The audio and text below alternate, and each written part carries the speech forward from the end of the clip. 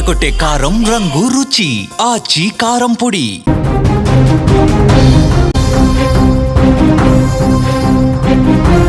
Municipal ఎన్నికల్లో Telangana Jagruthi party సింహం గుర్తుపై మున్సిపల్ ఎన్నికల బరిలోకి దిగాలని నిర్ణయం తీసుకున్నట్టుగా తెలుస్తోంది. మున్సిపల్ ఎన్నికల్లో పోటీ చేయాలని కవిత నిర్ణయం తీసుకున్నారు. జిల్లా పరిషత్, మండల పరిషత్ ఎన్నికల్లో కూడా పోటీ చేయబోతున్నట్టుగా తెలుస్తోంది. శరవేగంగా పార్టీ రిజిస్ట్రేషన్ ప్రక్రియ కూడా జరుగుతున్నట్టుగా సమాచారం వస్తుంది. త్వరలో జరగబోయే పురపాలక సంఘ ఎన్నికల్లో పోటీ చేయాలని తెలంగాణ జాగృతి నిర్ణయించింది. ఆ పార్టీ ముఖ్య నేతలు రాజకీయ పార్టీ రిజిస్ట్రేషన్లో తమ వేగాన్ని పెంచినటువంటి పరిస్థితి.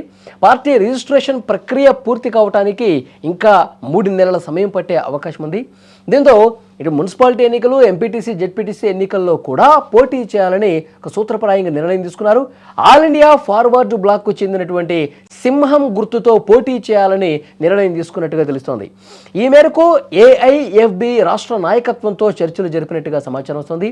ఉమ్మడి గుర్తు కోసం all India forward block B ఫారంతోనే పోటీ చేయబోతున్నట్టుగా తెలుస్తోంది. సో కాబట్టి తెలంగాణ జాగృతి పార్టీ ఇంకా పార్టీ అనౌన్స్ చేయలేదు. పార్టీ రిజిస్ట్రేషన్ ప్రక్రియ కొంత సమయం బట్టే అవకాశం ఉంది.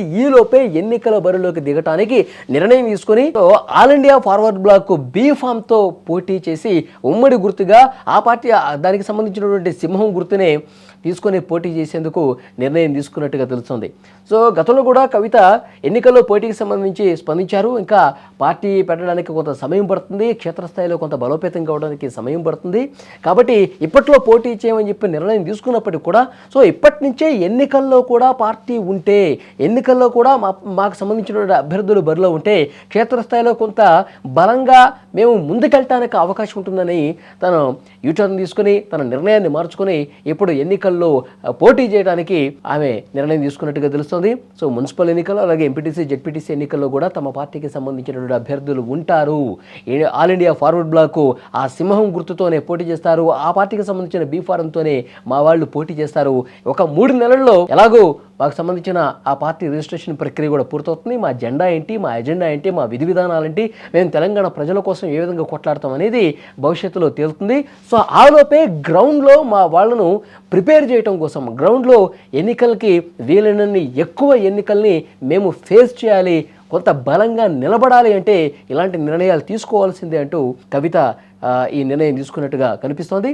అతి త్వరలోనే పార్టీకి సంబంధించినటువంటి ఒక బహిరంగ సభ పెట్టి ఆ బహిరంగ సభలో పార్టీ పేరు అనౌన్స్ చేయడంతో పాటు పార్టీ గుర్తు, పార్టీ ఎన్నికలకు సంబంధించినటువంటి ఏవైతే రూట్ మ్యాపు, వాటితో పాటు తమ పార్టీ సిద్ధాంతాలేంటి, భవిష్యత్తులో దేనికోసం పోరాటం చేస్తుంది, ఇవన్నీ కూడా ఆమె బహిరంగ సభలో చాలా క్లియర్గా వివరించే అవకాశం కనిపిస్తోంది. అయితే ఇప్పుడు ఎన్నికలకు వెళుతున్నటువంటి నేపథ్యంలో ప్రతిరోజు కూడా కార్యకర్తలతో ఆమె మీటింగ్ పెట్టుకుంటున్నట్టుగా తెలుస్తోంది. మొన్ననే ఒక వార్త కూడా మనం చూసాం.